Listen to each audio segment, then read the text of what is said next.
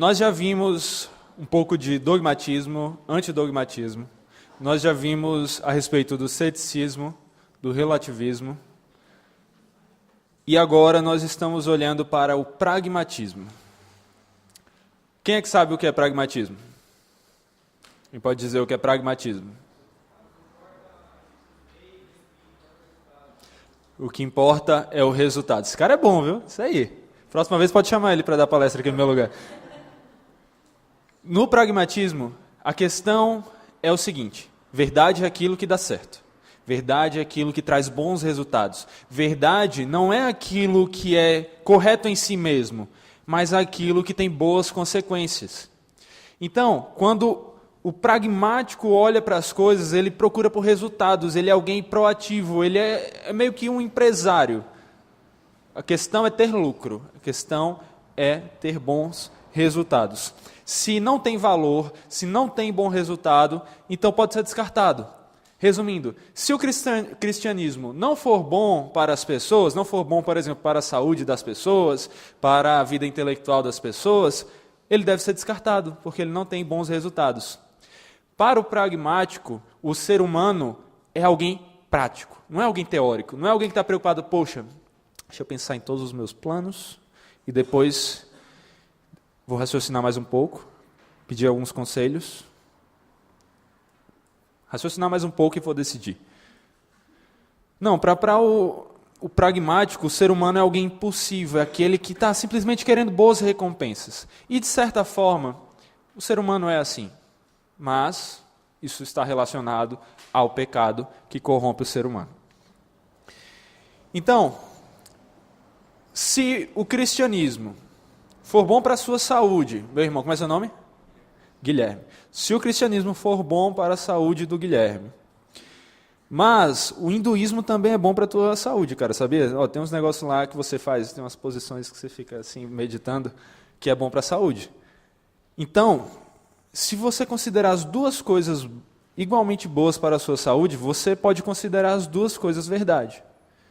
Você pode ter duas religiões diferentes como verdadeiras, porque o que importa é o resultado. E no final das contas você está mais flexível, está mais saudável, então o que importa é isso.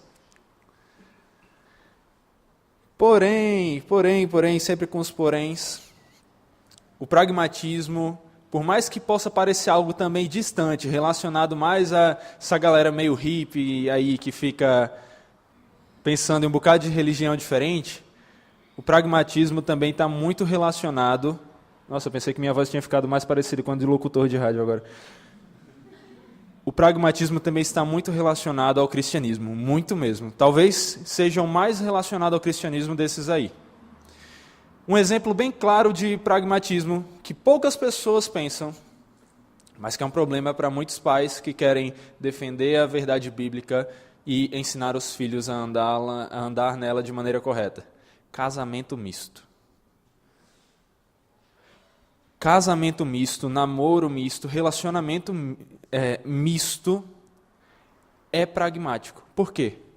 Porque ele não quer saber se isso é verdade, ele não quer saber se isso é certo, se isso é errado. Se lasque, o que importa é o amor. O que importa é que eu amo. O que importa é a alegria, o que importa é isso, é o resultado. No resultado você está feliz. Então, vamos casar. Não importa se o seu namorado é ateu e você é cristão e você vai querer dizer para o seu filho que Deus existe e ele vai dizer que não. Então esse é um problema. Quem consegue pensar em outros momentos que o cristianismo é pragmático? Tem vários. Vamos lá. Evangelismo. Quer desenvolver um pouco? Não, Alguém quer desenvolver o exemplo dele aqui? Quando o evangelismo é pragmático?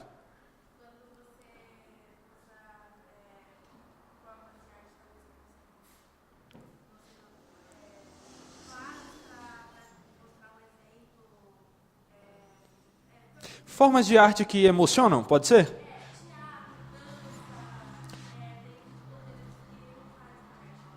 Quando a gente usa os métodos que são importantes para trazer bons resultados. O pragmático é aquele que vai para o evangelismo e diz: 50 pessoas se converteram, cara. Mano, tem que evangelizar desse jeito. Olha, eu levei um amigo, aí eu fiz o seguinte, a gente fingiu uma conversa. Ninguém nunca aconteceu isso nunca por aí não, né? Numa igreja famosa nunca aconteceu isso não. A gente fingiu uma conversa. Eu era o cara cristão, ele era ateu, e aí a gente fingiu tal, e ele se emocionou e ele aceitou Jesus, e aí a galera ficou interessada também e aceitou. Mas se deu 50 convertidos, vamos fazer. Isso é um exemplo de pragmatismo no cristianismo. Outro exemplo de pragmatismo, alguém consegue pensar? Fala aí, irmão.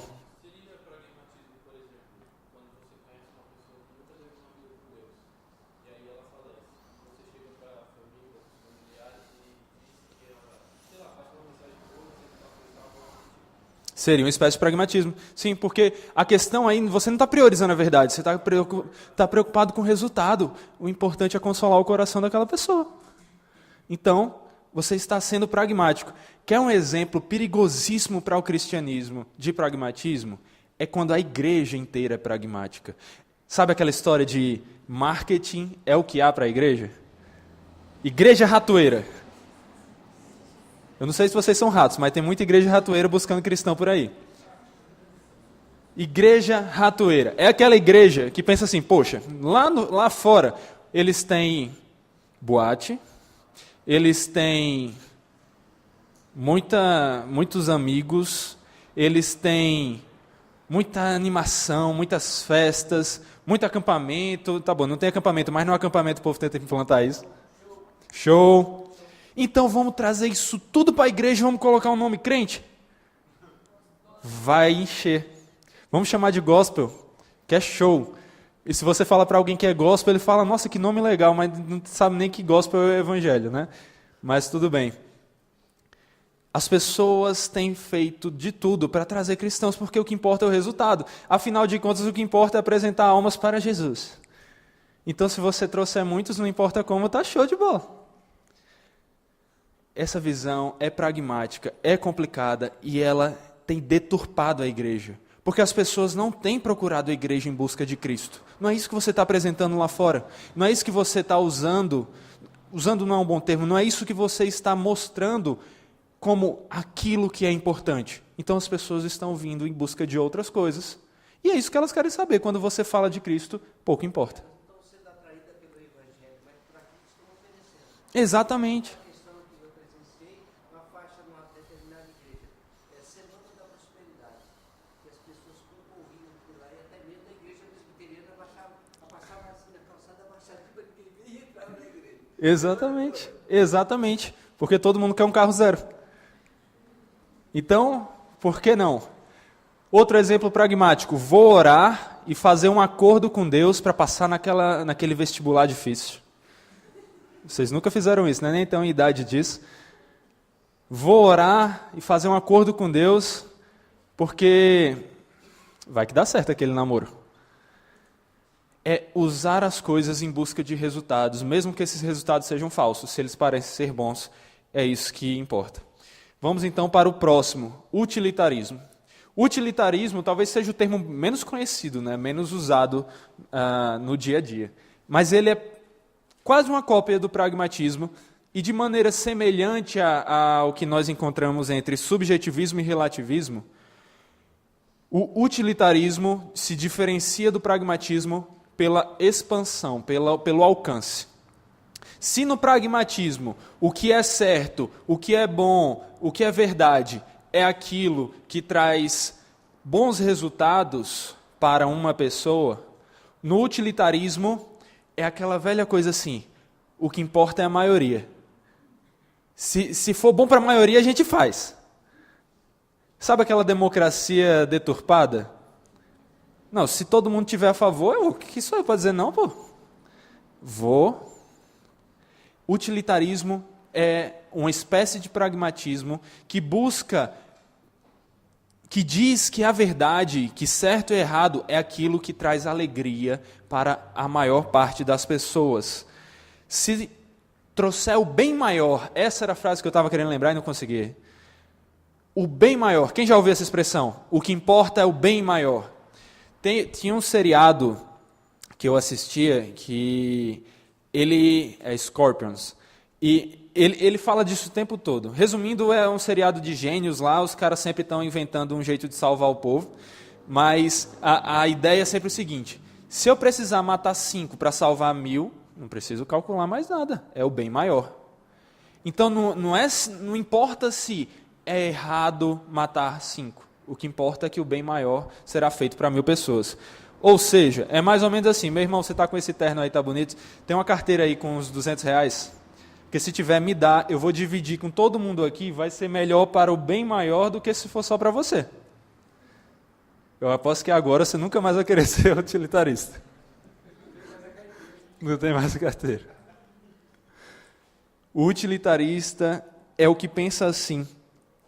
Ou seja, tanto no pragmatismo como no utilitarismo, o que manda é o prazer. O que manda é o que lhe traz alegria, o que manda é o que lhe deixa feliz. Ou seja, tudo que a gente não cansa de escutar no dia a dia de hoje. Porque eu já cansei de ver filme com esse tipo de filosofia. Eu já assisti Friends, o seriado, há muito tempo atrás, assisti tudo, e aí comecei a reassistir agora, eu acho engraçado, mas agora que foi depois da minha conversão, é incrível como eu noto coisas que são contrárias ao cristianismo. E, meu amigo, Friends é um seriado totalmente utilitário, pragmático, porque o que importa é que o povo seja feliz. Se a mulher do Ross quer se separar dele para ficar com a outra, não tem problema, ela vai ser feliz. Se você quer pôr chifre no seu esposo, não importa, o negócio é você ser feliz. Então, olha que absurdo que o utilitarismo leva, essa busca por prazer desenfreado, uma visão deturpada. Falando disso aí, nós vemos um expoente do hedonismo dizendo isso aqui. Ó. Foi. Alguém, por favor, lê para mim?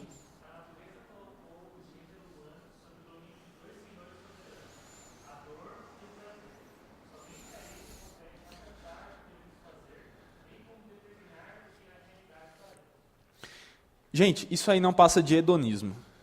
O utilitarismo está totalmente relacionado ao hedonismo. O que é o hedonismo? É isso aí, é a busca pelo que é bom, é a busca pelo que dá prazer, é o fugir do que traz dor, do que traz sofrimento. Isso tem a ver com Epicuro, tem a ver com tanto filósofo que você nem sabe o nome, que é incrível, é muito mais comum do que a gente pensa. E tem a ver até com os funkeiros que a gente vê cantando por aí também. Então isso é um pensamento que tem com Epicuro, que talvez você não tenha ouvido falar, ou se você sabe, você não lembra de onde, e tem a ver com os funkeiros que estão cantando um bocado de música besta por aí. É um pensamento que se espalha, e é um pensamento que corrompe, e é um pensamento que está à nossa volta, destruindo a nossa sociedade, destruindo a base que o cristianismo deixou para a sociedade. E nós estamos vendo isso de maneira passiva, porque nós não temos coragem de dizer que os outros estão errados. E nesse momento, nós também temos uma visão relativista, porque se isso é bom para eles, quem sou eu para dizer não?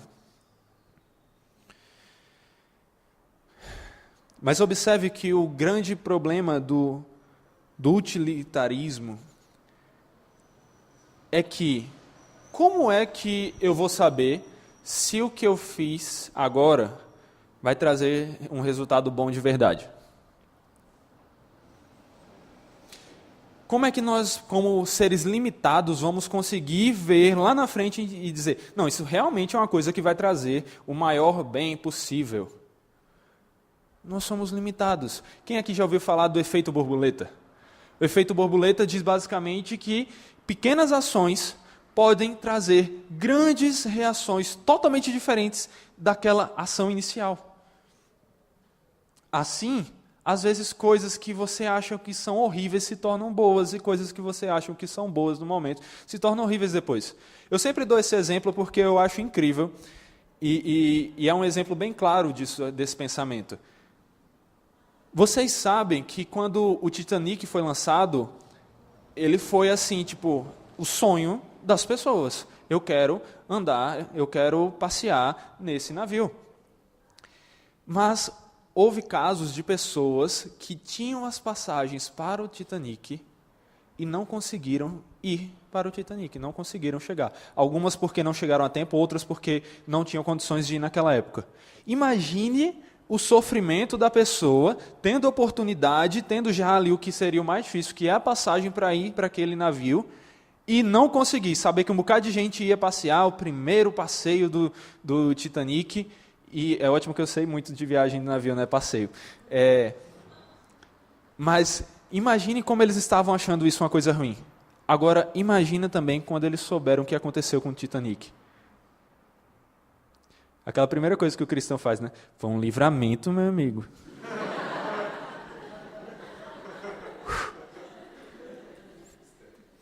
Livramento, mistério, né, irmão? Falando desse hedonismo, o J.I. Packer vai dizer o seguinte: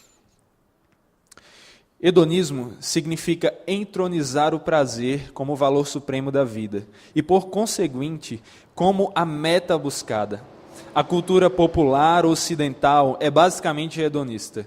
E os cristãos modernos acham-se constantemente expostos à sua influência e à lavagem cerebral, por meio da mídia e dos relacionamentos da vida que os arrastam pelo caminho hedonista. Packer falou tudo. Esse é o tipo de citação que, se você está fazendo um trabalho, você pensa, poxa, o professor mandou eu resumir com minhas palavras, mas como é que eu vou fazer isso ficar bom? Não tem como eu trocar alguma palavra aqui e ficar bom, cara, está perfeito. E observem, a mídia. Mídia é um grande problema, que poderia ser uma grande solução. O problema é que os cristãos sempre correm do que é novo. E quando a mídia foi lançada, o que é que os cristãos fizeram? Do demônio. Foi, deixa lá. Aí agora que a mídia está dominada, aí a gente está tentando correr atrás do prejuízo e tentar usar a mídia para a glória de Deus. Não que a gente não deva fazer isso, mas a gente tinha que ter feito isso desde o início. Então, a mídia é um grande canal de informações. Por que hoje em dia é tão fácil você ter uma visão relativa? Sabe por quê? Antigamente, as pessoas não tinham tão comumente uma visão relativa, principalmente na Europa. Por quê? Porque o cristianismo dominava, as pessoas não tinham internet para saber o que é que o povo pensava lá no outro lado do mundo, e aí, quando eles conseguiram descobrir que outras pessoas pensavam diferentes, eles começaram a se sentir desafiados. Ué, tem outra maneira de pensar? Ou seja, a mídia, o veículo de transporte do conhecimento de um local para o outro, facilita também o levar de ideias erradas. E é isso que a gente deve ter cuidado, porque a mídia está mais acessível do que nunca. Nesses dias você vai colocar uma lente e você vai acordar com a Xuxa dando bom dia. Gente, tudo passa informação. Como vocês têm usado a mídia para a glória de Deus? Será que vocês têm sido apenas pessoas que absorvem mídia, e a mídia errada?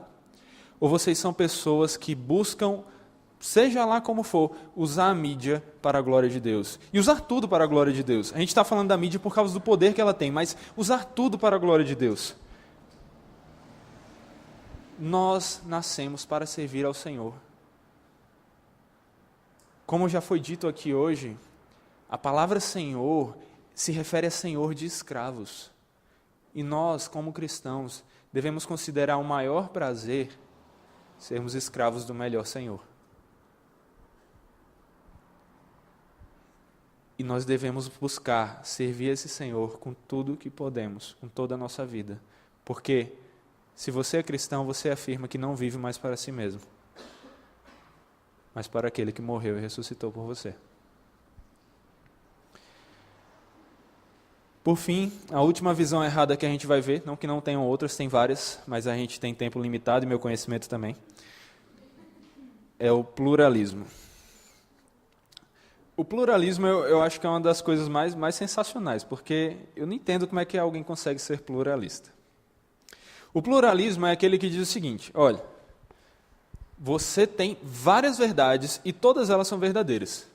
Mas não é algo assim, olha, meu nome é Saul Lucena, eu sou brasileiro, eu sou casado com a Raíssa, eu sou seminarista. Observem que todas essas são verdades, são sobre mim, mas não são contraditórias, não é? Teria algum problema de fazer esse tipo de afirmação? Só se eu não fosse casado com ela, mas eu sou. Então, está correto. Mas o pluralismo não é assim. O pluralismo não faz esse tipo de afirmação. Não são várias facetas de uma mesma verdade, mas são várias verdades que se contradizem e todas elas são verdadeiras. Ou seja, o pluralismo é aquele que vai dizer basicamente o seguinte: Prazer, meu nome é Saor Lucena, mas não é Saor Lucena. Eu sou brasileiro, mas não nasci no Brasil, não sou brasileiro. Eu sou casado com ela e sou solteiro. Ela nem ia gostar nada dessa história.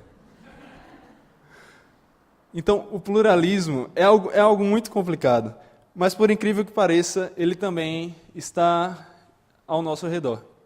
Alguém consegue pensar em um momento que o cristianismo é pluralista?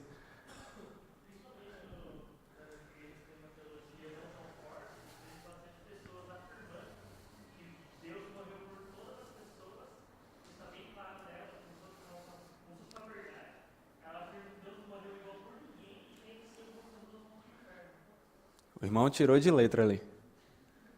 Isso é um pensamento pluralista.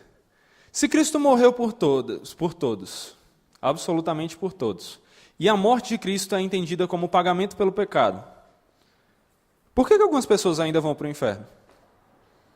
Pensa o seguinte, não dá para negar que algumas pessoas vão para o inferno, senão você vai dizer que Jesus é mentiroso, porque ele mais falou de inferno que pessoas iriam para o inferno do que muitas outras coisas. Então, isso já é um pressuposto que a gente tem que colocar aqui.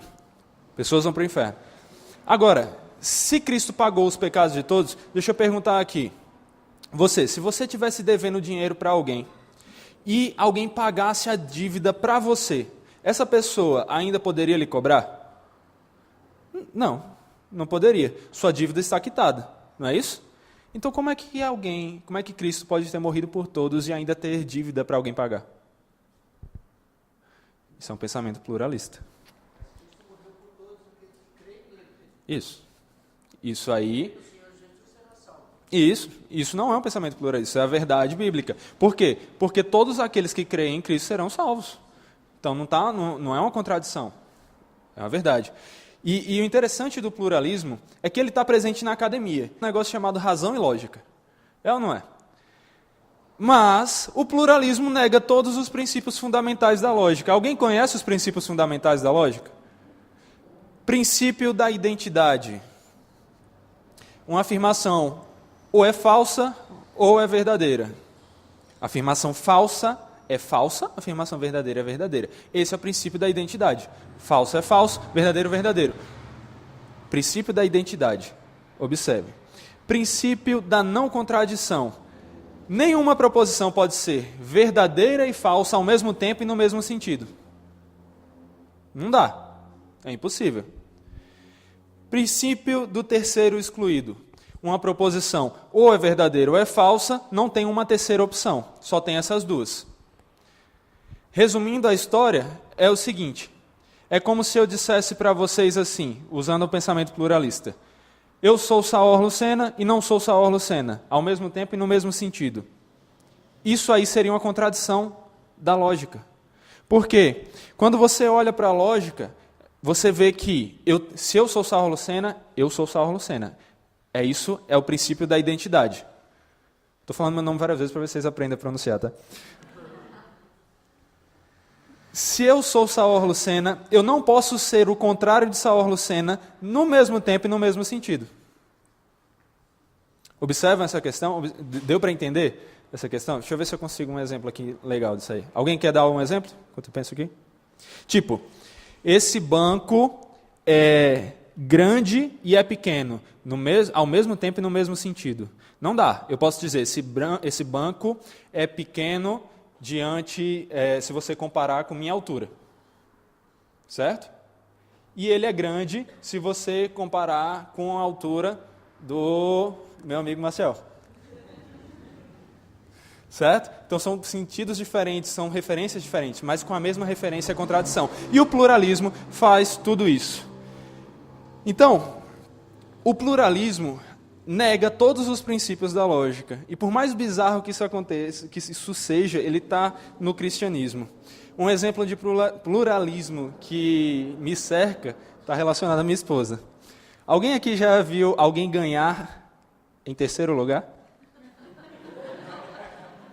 Eu estava em casa, aí ela chega. Ô amor, eu digo oi, diga. Aí ela, sabe aquela minha amiga? Eu digo qual? Não, então, aquela minha amiga, ela foi para um concurso de modelo, como é? Não sei o que, da uva. Festa da uva, né, daqui de Jundiaí. Ela ganhou. Eu digo, foi mesmo? Que legal, cara. Ganhou, velho, parabéns. Ela ficou em terceiro. Eu fiz, ué.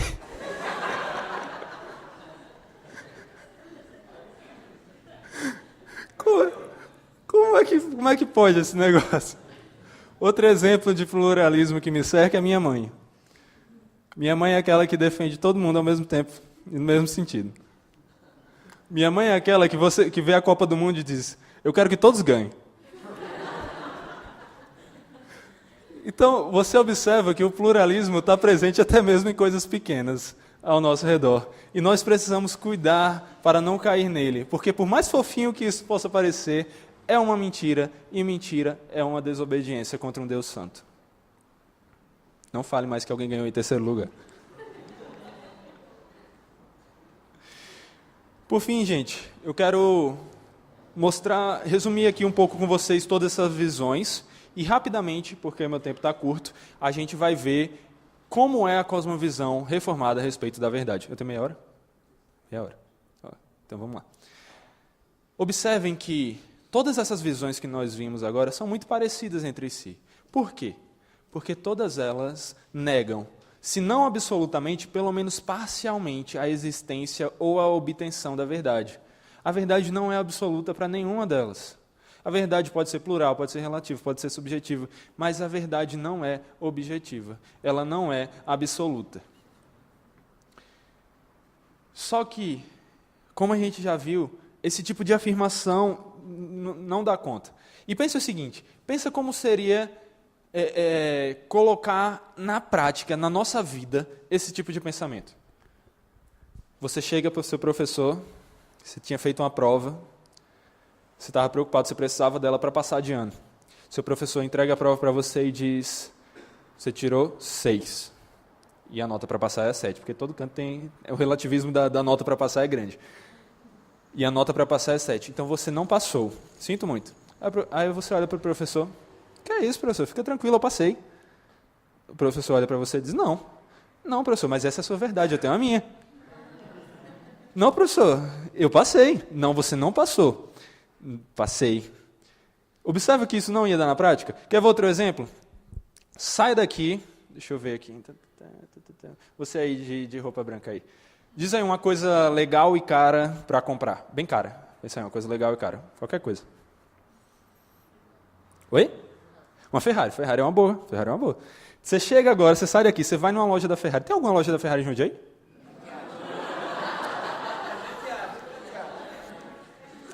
Mas pode ser a sua verdade, vai que tem. Você acha uma loja da Ferrari, entra lá na loja e diz, amigo, eu quero uma Ferrari, você quer vermelha ou amarela? Tem que ser uma dessas duas cores, não venha com a Ferrari verde, porque aí... Você vai, pega a sua Ferrari e diz, muito obrigado, viu? E já vai saindo da loja e o cara vai, opa, cadê o dinheiro? Não preciso pagar, você está me dando. Não, que dando? Você tem que pagar. Não, mas essa é a sua verdade. Eu tenho a minha. Não, mas isso não existe. Eu estou dizendo que é o contrário. Não, mas as visões podem ser plurais. E só não vai ser plural sua conta bancária, que vai ficar perdendo para uma Ferrari aí. Ou então, o que acontece tristemente em tantos casamentos. Uma visão plural de casamento é você dizer, eu estou casado e não estou casado. É aquele cara que está casado e mesmo assim põe chifre na esposa. Quer ser solteiro. É aquele cara que está casado, mas dá em cima das meninas no meio da rua. Ou aquela menina que está casada, está num relacionamento e fica sorrindo para todos os meninos que passam. Isso também é algo contraditório, que se colocado na prática só vai trazer ruína e sofrimento, porque não é uma visão bíblica. Todas essas visões negam a verdade, e ao negar a verdade, se negam. Por quê? Não tem como você negar a verdade. Quando você tem dúvida da verdade, você está afirmando que existe uma verdade. Você sabia disso? Se você tem dúvida se existe verdade, você está afirmando que existe uma verdade. Quem consegue dizer qual é essa? Alguém? Então deixa eu seguir daqui. Você está afirmando a existência da sua dúvida, que logo é uma verdade. Então você está afirmando a verdade da existência da sua dúvida de se existe ou não verdade. e logo você está se contradizendo. Eu sei, essas coisas dão nó, mas é interessante como você mostra para todo mundo que esse pensamento que vai para longe da Bíblia termina no erro. Não há como fugir da existência da verdade. Quem nega a verdade está afirmando a verdade. Quando você diz, não existe verdade, você automaticamente afirma o contrário. Existe a verdade. Porque você está dizendo, existe a verdade e que não existe verdade. Vamos pensar assim, se é verdade que não existe verdade, é uma verdade, certo? É uma verdade. Se não é verdade que não existe verdade, a verdade existe. Termina com tudo. Vocês podem sair daqui e tirar como resumo daqui, a verdade existe. Mas como a verdade existe é o que eu quero ver com vocês rapidamente. Eu vou ter que pular algumas coisas aqui. Deixa eu ver aqui. Deixa eu passar aqui os fundamentos, que eu já deixei os slides para trás há muito tempo. Essa frase de Agostinho é interessante. Quem quer que duvide da existência da verdade, possui em si mesmo algo verdadeiro, de onde tira todo o fundamento para a sua dúvida. É o penso logo existo. Para você duvidar, você tem que pensar. Para você pensar, você tem que existir. Para você existir, isso é uma verdade. Então, observem que não há como negar a verdade. E é por isso que nós temos que lutar tanto por ela. Como Lutero disse, quem pode ler? A paz é possível, mas a verdade a qualquer preço. Eu realmente acho que Lutero esqueceu um bocado o finalzinho o início dessa frase. Lutero era um cara meio briguento, esquecia a questão da paz. Mas ele estava certo. Ele estava certo. A verdade é o que nós temos que defender. Devemos defender a paz? Sim. Bem-aventurados os pacificadores, porque serão chamados filhos de Deus. Mas, quem é a verdade? O próprio Jesus Cristo. MacArthur fala isso de maneira muito perfeita, aquela de novo que você não consegue tirar as palavras. Passividade em relação ao erro conhecido não é uma opção para o cristão. A tolerância para com o erro encontra-se permeada nas próprias Escrituras. A intolerância, era para ser. E tolerância para com o erro conhecido é tudo menos uma virtude. A Bíblia não tolera o erro. Erro é o que, gente? Segundo a Bíblia? É pecado.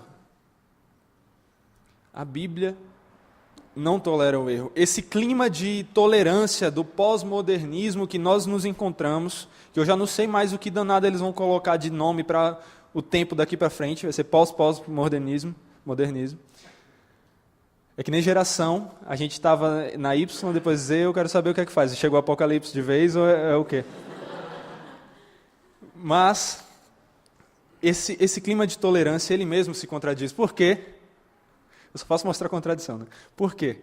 Porque a tolerância do nosso tempo só não tem tolerância contra a falta de tolerância. As pessoas defendem a tolerância, mas elas não têm tolerância com quem é dogmático, com quem afirma a verdade, com quem não é tolerante com o erro. Assim, o pensamento já se contradiz desde o início.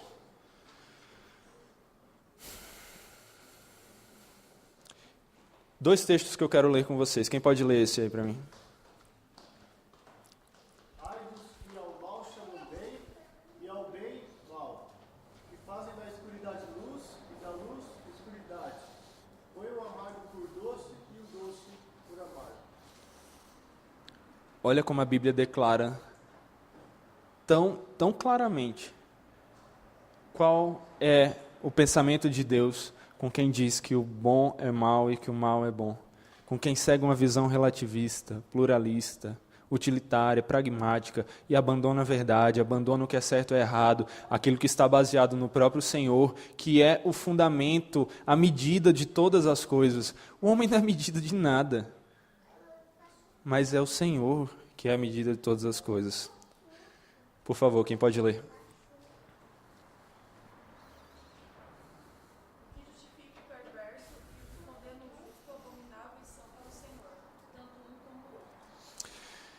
Isso, gente. A Bíblia tem vários outros textos que nós poderíamos citar, mas não temos como negar. A Bíblia não apoia esse tipo de visão. A visão, e agora passar o slide, a cosmovisão reformada a respeito da verdade defende sim a existência da verdade. Mas é uma verdade que está baseada nas Escrituras, na revelação de Deus. Todos nós temos pressupostos. Todos nós. Quem diz que não tem pressuposto, tem por trás de si um pressuposto de que não tem pressuposto. Todos nós temos pressupostos. E o pressuposto do cristão, que ele jamais pode deixar ninguém mexer, é de que a Escritura é inerrante, revelação do nosso Deus a respeito de como podemos viver, de como podemos conhecer o nosso Deus, de quem nós somos e como podemos viver para a glória dele. Como acabamos de ver, a própria lógica e a experiência à nossa volta mostra que existe uma verdade objetiva e absoluta. Negar isso já é uma espécie de verdade. E essa verdade, ela é ensinada e revelada no próprio Cristo. Quem pode ler? Também sabemos que o Filho de Deus é vindo, nos tem dado entendimento para reconhecermos o verdadeiro, e estamos no verdadeiro, e em seu Filho, Jesus Cristo. Este é o verdadeiro Deus e a vida eterna. Cristo é aquele que nos tem dado entendimento do que é a verdade, do que é verdadeiro, e Ele é o verdadeiro Deus. Ele é a vida eterna.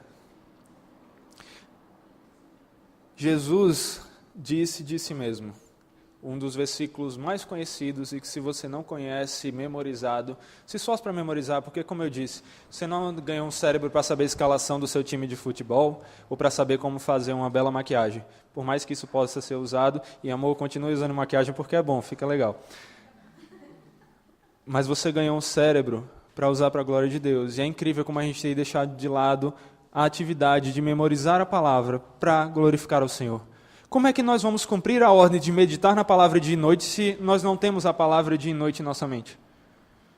Memorizemos a palavra para que ela seja o nosso escudo, para que ela seja o nosso guia, para que ela seja a luz do nosso caminho e que assim não caiamos nos caminhos errados que desagradam a Deus. Porém, quando nós estamos falando a respeito de conhecimento verdadeiro, eu quero só falar mais umas coisas a você, e essa parte é um pouquinho chatinha, então eu quero que vocês prestem atenção, porque vem aqueles termos velhos, chatos da filosofia. Quando nós falamos de conhecimento, nós falamos de epistemologia, é até difícil de falar, que nada mais é do que a teoria do conhecimento, a maneira que você entende que o conhecimento pode ser obtido. E a epistemologia, ela precede a própria lógica. Para você conhecer a lógica, você precisa ter uma maneira de entender as coisas. Então, a maneira de conhecer precede a lógica. Mas a maneira de conhecer e o conhecimento é precedido por algo. E esse algo é a ontologia, ou seja, o estudo do ser. Para que eu possa conhecer algo, é preciso que algo exista antes para eu conhecer. Para que eu possa conhecer esse banco, o banco precisa existir antes para eu conhecer. E observem que, como ele vem antes do meu conhecimento, o meu conhecimento não muda a essência do banco, não muda a natureza do banco. Mudando agora para algo relevante, meu conhecimento sobre Deus é importante, mas ele não muda quem Deus é. Pode chover o mundo inteiro de ateus e Deus continuará existindo. Porque o conhecimento que eles têm a respeito de Deus não muda quem Deus é. E isso é importante demais, porque, sim, nosso conhecimento é relevante, é preciso, ele é o que nos guia no relacionamento com as coisas. Para poder sentar no banco, eu preciso conhecer o que ele é e saber que ele é útil para se sentar. Então, o conhecimento que eu tenho a respeito de algo influencia no meu relacionamento com ele. Como eu conheço a Deus influencia no meu relacionamento com ele, mas não muda quem ele é. Se seu Deus é um Deus fraco, que não tem poder para agir, a não ser quando você dá liberdade, Deus não vai passar a ser fraco. Porque bem sei que tudo podes e nenhum dos teus planos pode ser frustrado. Mas quando você entende que esse Deus é poderoso assim, você pode dizer também, sabemos que todas as coisas cooperam para o bem daqueles que amam a Deus, daqueles que são chamados segundo o seu propósito, porque ninguém pode limitar o poder desse Deus quando Ele promete algo que Ele nunca muda.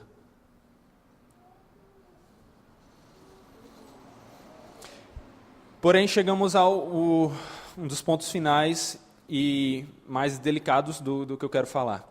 Quando eu perguntei se nós podíamos conhecer a verdade, muitos levantaram a mão.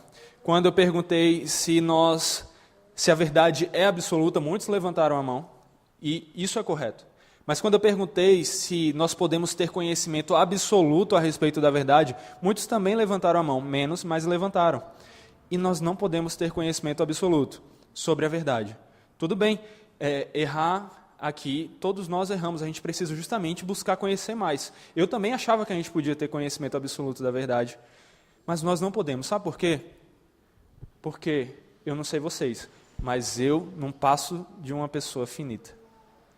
E o infinito não pode ser compreendido pelo finito.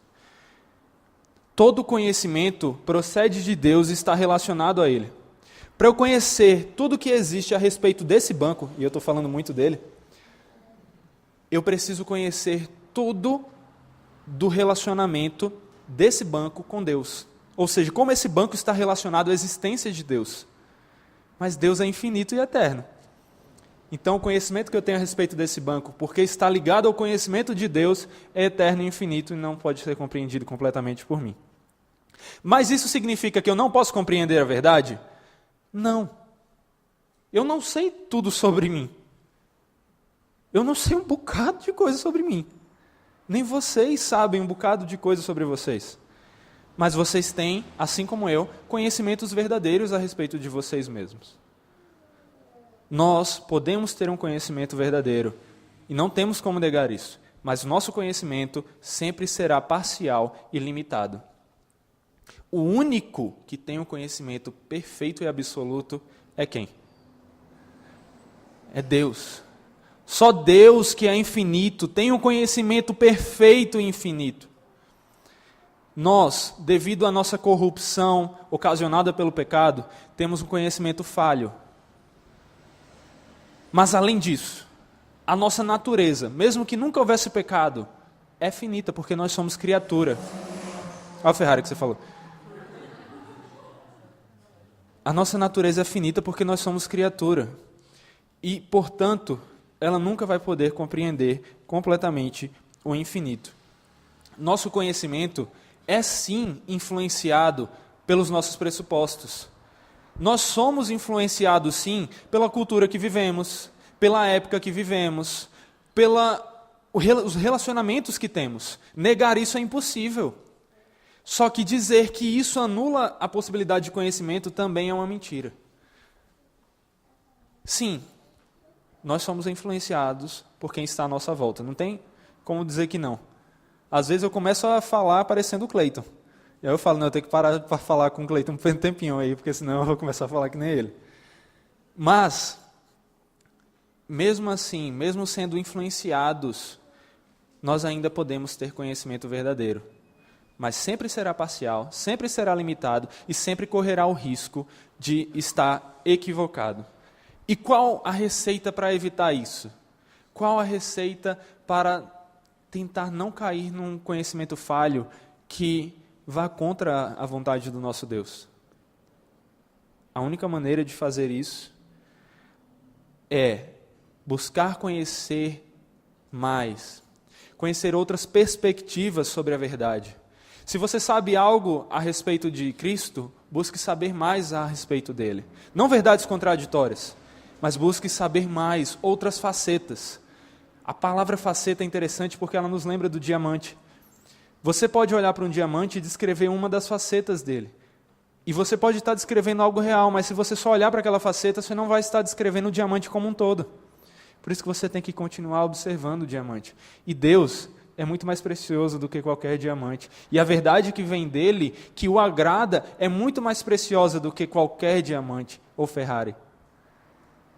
Nós precisamos conhecer mais. E todo o nosso conhecimento, e aí que é o ponto-chave de tudo, deve se voltar para as Escrituras. A razão por si só não pode conhecer tudo. Ela precisa da fé. A fé não é irracional, ela não é contrária à razão, mas a razão é usada pela fé. A fé, como a maior de todas as funções, usa a razão para guiá-la para onde ela deve ir. E a fé também é limitada, mas ela é limitada ao que está revelado na palavra de Deus. Esse é o nosso pressuposto fundamental que não pode ser abandonado.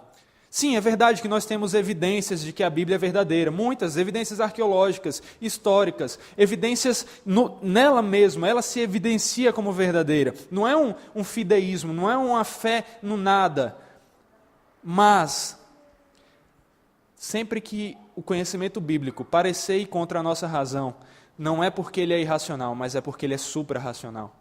É porque eu e você somos finitos, limitados, e a palavra de Deus, mesmo quando Ele nos dá apenas uma parte, ainda é muito maior do que quem nós somos.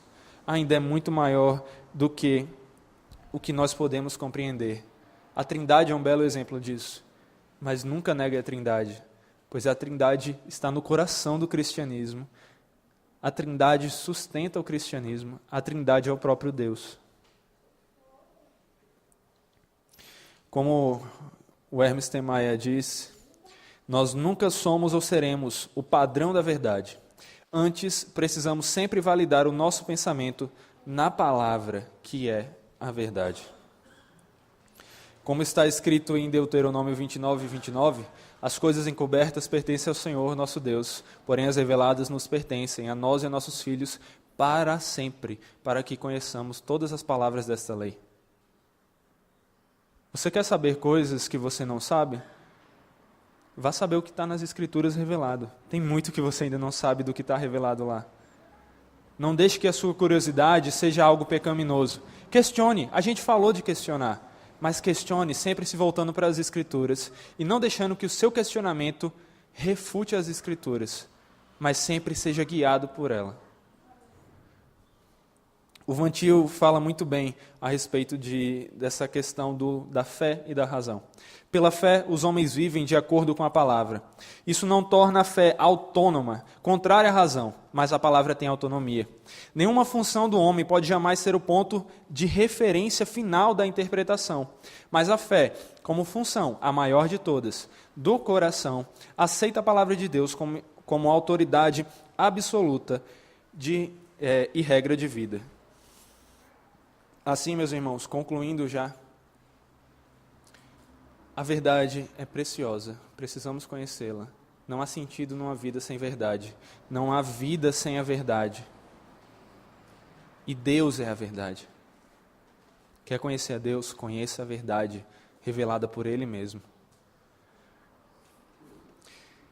Se não há verdade, não há cristianismo. Se não há verdade, o cristianismo é falso.